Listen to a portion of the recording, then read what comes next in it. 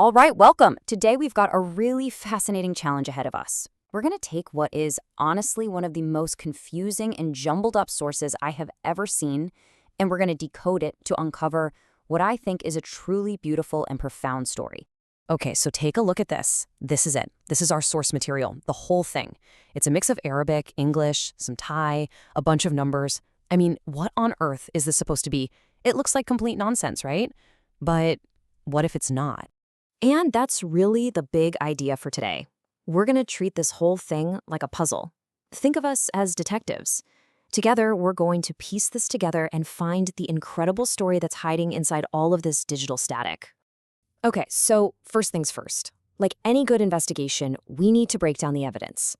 We're going to sift through this jumble of words and numbers and look for any kind of pattern, any recognizable clues that can give us a place to start. And you know what's so cool is that once you start to filter out the noise, a few key pieces actually start to emerge. We get the Arabic word for George, George. We have a very specific age, 15 years old. The word father actually shows up twice. We've got a location, Bahrain, and even this Thai character, hey, which is kind of used like an exclamation. These are our first real clues. So let's start connecting the dots here. A boy named George, he's 15, and there's a story that seems to really involve his father. We've got the beginning of a narrative, right? So where does this take us? Well, let's dive into that, because it turns out these little fragments we found, they are not random at all. In fact, they are the absolute key to unlocking the entire premise of the novel this whole thing is about. Jostein Gaarder's The Orange Girl. Let's just zero in on this number for a second. 15. That feels really specific, doesn't it?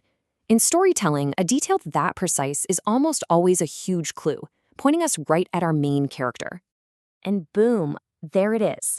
The 15-year-old boy is named George, and the entire story kicks off when he stumbles upon a letter, a long, detailed manuscript written to him by the father he barely even remembers, who died when George was just a little kid. But here's the thing that makes this so special. This isn't just some goodbye letter full of old memories. The father wrote this story specifically for his son to find and read when he turned 15. It's like a time capsule, a message sent across time designed to tell one very, very particular story. And this is where we get to the real heart of the book, because now we're reading a story within a story. As George reads, we get to read along with him this fairy tale-like romance from his father's youth. His father tells this incredible story, almost like a quest. He just catches a single glimpse of a girl on a tram who's holding this huge bag of oranges that seem to almost glow, and he becomes completely obsessed, spending months just searching this city for this mysterious orange girl.